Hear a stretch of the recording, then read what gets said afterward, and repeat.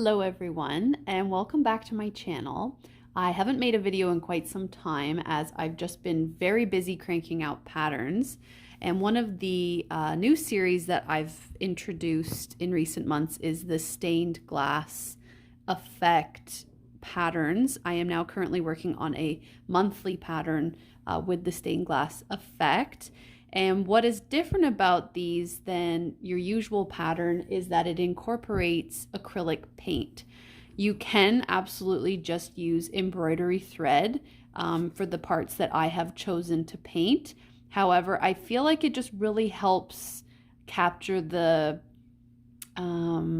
stained glass effect. Like it just really helps make the threads that are there really textured and yet still being able to convey like this saturated pop of color in the areas needed.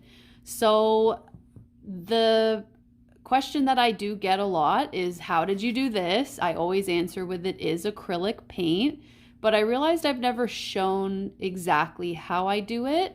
While it may seem obvious to me, I understand that it may be intimidating to others, and so it might help to just see a visual example of how I do it. So in this one, the light gray and the green is painted, the rest is embroidery. And yeah, I'm just obsessed with how these have come out, and I can't wait to keep making more. I did my first piece with paint ever was this one last April, and that's when I fell in love because it just again helps just literally elevate the threads off the material. Like it just doesn't overwhelm or crowd the piece. I do love satin stitch. It's my favorite, as you can tell with all of my patterns. It is always included, but I feel like if this was all satin stitched or all stitched, it might, I guess just all satin stitch, it might take away. You'd have to use like a short, long and short stitch where the light blue is, or just a different stitch altogether to help not take away and crowd the rest of the embroidery. So this was the first attempt last year. I made it a few days before Easter. This year I was like, I'm gonna plan ahead a bit better, and I so far have been much better. So here is another one in this series of floral Easter eggs. And I'm just doing the third and final one right now, and thought it was a perfect time to show how I do the painting component. So here's the third one. I'm going to get rid of this hair. This is the issue when you have fur babies and OCD. It's like not a win-win at times. So for this one, I'm envisioning all of the background being painted a very pale yellow so that I stick with my sort of spring Easter pastel palette. So I'm going to put the other ones aside and come back in just a moment and show you how I paint it. So you're going to see the paper is still attached to the back of this one that I'm going to be doing today. If you do not know how to transfer a pattern, a PDF pattern or a printed paper pattern to your fabric, I do have 2 videos on my channel here showing how I do it. So please feel free to look at one of those videos if you do not know how I just did that. I do use the Pilot Friction heat erasable pen. Again, I do go over this in quite a lot of detail and show exactly how I do it in those videos. But basically, I'm just showing you, I'm literally just removing this. I'm starting from the beginning here, and I'm going to put these ones aside so that they don't get wrecked. And the only materials I need for this part is my paint. So usually I don't really like mix the paint. I try to just get the one from the store that looks like what I want, but sometimes you got to add a little black, a little white, just to make it the exact shade that you want. So paintbrush wise, I have quite a collection because I did go to art school, and over the years, you know, those paintbrushes are long gone, but you just kind of understand the importance of having some paintbrushes around. You never know if you're a craftsy, artsy person when you're going to need a good paintbrush. And so these ones I've just collected. I've got them Sorry, these ones along with many others, but these ones are the ones I actually use the most. This one I think is from the dollar store, or no, Craft Smart. That's Michael's. So it was just one of the cheap packs. That's what it was, of brushes. So it came with like 6 others. I just really like this size and shape. These two are also from Michael's Craft Store. I know Michael's Craft Store is in Canada and the US. If you're in another part of the world, just your local craft store that you would buy acrylic paint, you don't need to spend an arm and a leg. These probably, I don't think the price is still on it. These probably cost like $4 or $5 each. But you don't even have to spend that much. You can just use dollar store paintbrushes. These ones I just prefer to use because this one's size is amazing. This one is good, like when I was doing the outline here, going like this smoothly and slowly was what I used. Just to do the more larger coverage, I used the angled brush as opposed to painting the whole thing with this little tiny brush. However, when we're going into little areas like in here, I used this little brush.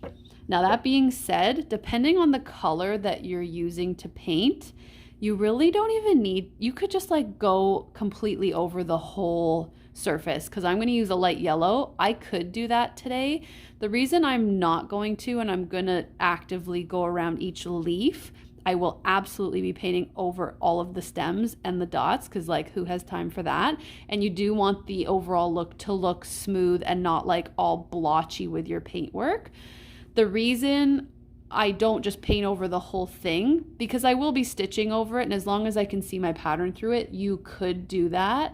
However, I find that as awesome as these painted pieces are, it is a little bit harder to push the embroidery needle through a painted area. So like this light green thin circular frame, and on this one the pink, like that one, really, I'm not gonna lie, it's not the best time. It's hard on your fingers. It's very difficult to push it through paint and fabric as opposed to just fabric, which is what we're normally just embroidering with. So as soon as you're painting with like the as soon as you're embroidering with the painted edge, it does hurt my fingers. So I actually use a band-aid here and here, and that way it kind of helps alleviate some of the push that you need to use when pushing through that little bit of extra layer with the paint. It's not like super painful, but it's just when you're doing as much stitching as I'm doing, you need to just kind of protect your fingers a bit. So anyway, that's why I won't just paint over the whole thing. So first things first is my paints. They are both Craft Smart, which are again from Michael's Craft Store. I have absolutely used paint from one of our Canadian dollar stores, which is called Dollarama. I think this paint's just a little bit better, but it's nothing amazing. I usually have the small little tubes. This one's a medium and this one's a large. I just have large of white and black because you use them more. And I was painting some Simpsons stuff back in the day, so I have the larger of the yellow too. Otherwise, it would just be like more of a smaller one. They're about $1.49 to $1.99. I always get matte or satin, but matte is the best. I really shouldn't mix matte and satin, but whatever, it should work out just fine. And I don't know that I'm gonna add too much white to it, so let's see. Also, if you can hear a humming in the background, I apologize. It is my washing machine. Let's see here. I mean, maybe just a smidge of white. Make sure you give your paint a good shake, even if it's, well, especially if it's new. You do not know how long it's been in the store for. Also, when it's been at home for a while, if you don't, it might come out like with like this clear gloopy stuff, and it's just like when the paint has separated a bit, and it's kind of just like a clear oil that comes out. Okay, well, that looked a little chunky, but I'm sure it'll be fine. I'm gonna use this like bigger one just to mix it and see what we've got going on. The key is, depending on the space that you're painting, you want to make sure you're making a little bit more than you need than not enough, because if you're just using it right out of the tube or right out of the bottle, there's no problem, clearly. But if you're mixing a color, you always want to make just a bit more than you might need, because the odds of me getting that exact shade again are very slim. Okay, so first you're gonna wanna make sure there's no fur or fluff or anything on the hoop before you paint. I'm going to be doing this at kind of an awkward angle, so I'm sorry if it's not super centered in the frame, but my paint is going to be off camera, but that's it. And it's literally just going nice and slow. And again, you could use embroidery threads to do this. But the time that this saves, the effect it gives, and I don't know, like for me, it's like kind of therapeutic to do the painting part. I really enjoy it. So again, I'm just gonna go right over the French knot dots and the stems, because why not? I can easily see through this paint color. When doing this one in particular, any of the Easter egg patterns that I have, you have to do the edges very carefully, because if I go inside of this leaf, it's not a big deal. It's going to get covered with thread. But the outside is not getting outlined. It's not getting any treatment. So you want to, that's the only kind of pressure, is trying to keep that smooth. And that's why I use the slightly angled brush for the edges, which I will show you in just a moment. Right now I'm just using the little brush at the edge just to see, but I think I do like the other. And basically, I'm just gonna go through and around each leaf. And again, I can absolutely get a little messy in there. You do not have to be perfect in here. I try to keep it as tidy as I can, because that's just like my personality. But again, we're going to be stitching over, so for the sake of showing you it is okay to be a bit messy, like, again, with this being such a light color, you can't even really tell if it's messy or clean. And next I'm just going to pull out the larger angled brush just to do this larger coverage area. The painting part really doesn't take that long, but you don't want to rush it. I'm trying to make it so the lighting's still okay. So I will be right back with the angled brush. So again, this is my angled brush. It has had a lot of use. It's got some stains on the top. That doesn't matter as long as it's clean and dry. The top actually has come off and I need to get some glue, but it still does the job. So I kind of have to hold this one closer down, because if I, dabble and it pops off, that's not going to be good.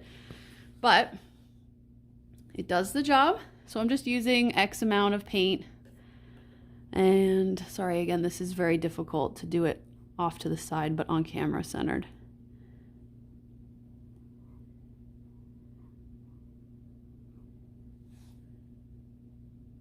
I will not be painting the whole thing on camera because it takes me like twice as long, but I will paint it and then come back towards the end.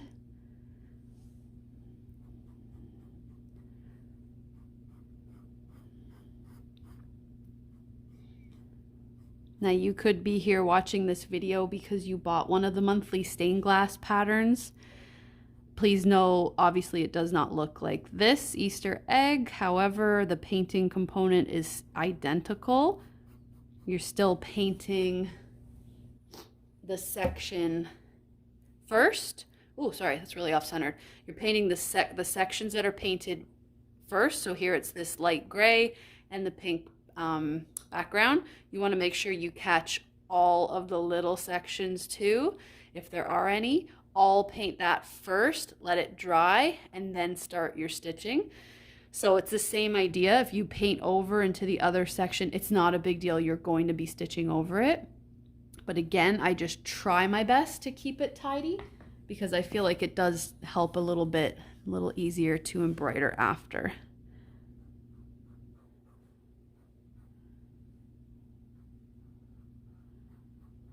And that's all there is to it. Try and keep it kind of evenly covered, but it does a decent job of drying pretty well. Sorry if the camera was shaking there. I'm trying to lean on the little table I'm using just for support so that I don't mess up. So now I'm going to go back to the little one and go in here.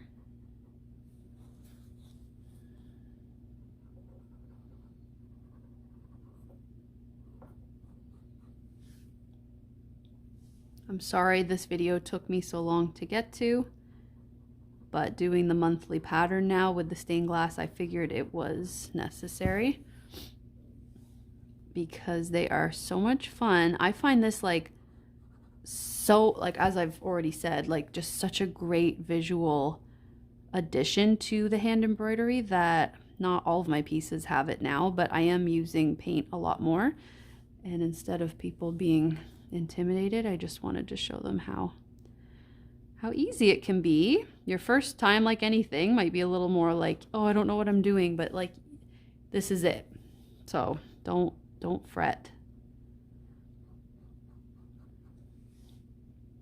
Now it's not quite like painting on canvas or on paper in terms of this is like untreated fabric, right? So when you paint on a canvas bought at a store, that's what's called, it's been gessoed or treated, so it has like a already like a base layer on it, because canvas itself is just a material. It's a fiber that's thicker. So this is not like painting on raw canvas or gessoed canvas or paper, because the fabric really absorbs the paint, and it's not like a flat hard surface. You can't really see it so well on the camera, but it is material. Like you can see my finger through there, right? So the only thing keeping it tight is the hoop.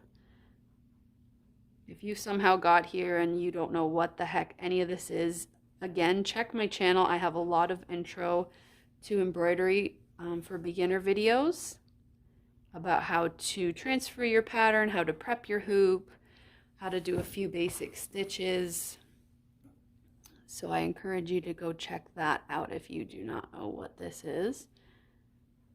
And it's going to get a little messy in here. I'm going to just do a little bit more and then do the rest off camera because I keep shaking the camera and I know that's probably annoying.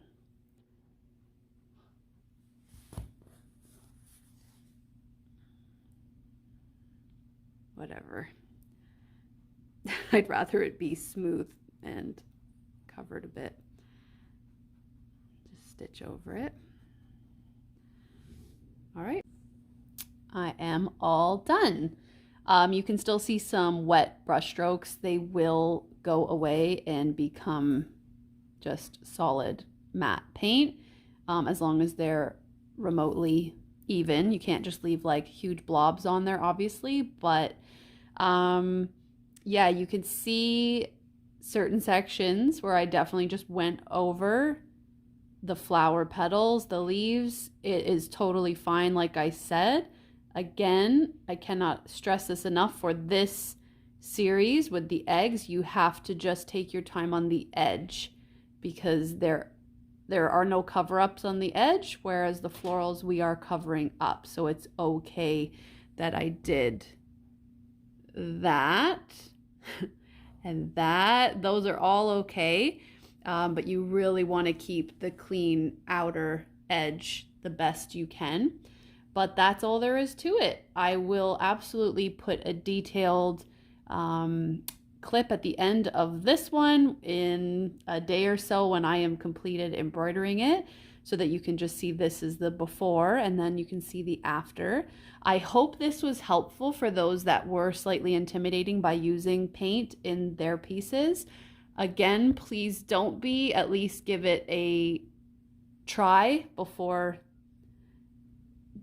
you know, being scared, or there's nothing to be scared of. You've got this, just let it dry now. And later tonight, it's probably like 4 o'clock right now where I am, probably around 7, I'm going to start embroidering. It will be dry, and I do like to do it the same day if possible. If not the next day. I would not paint this and leave it for a week, because I do find that it could just be me, but I do find it is a bit harder to push the needle through. So I'm going to just try and tackle this tonight in a few hours once I know it's all dried. And I will have a shot in just a moment of the final product. Thank you all so much for watching and for your patience on waiting for this video. And if you ever, as always, have any questions, leave them in the comment section or shoot me a message on Etsy. And thank you so much again for watching. Happy stitching. Bye.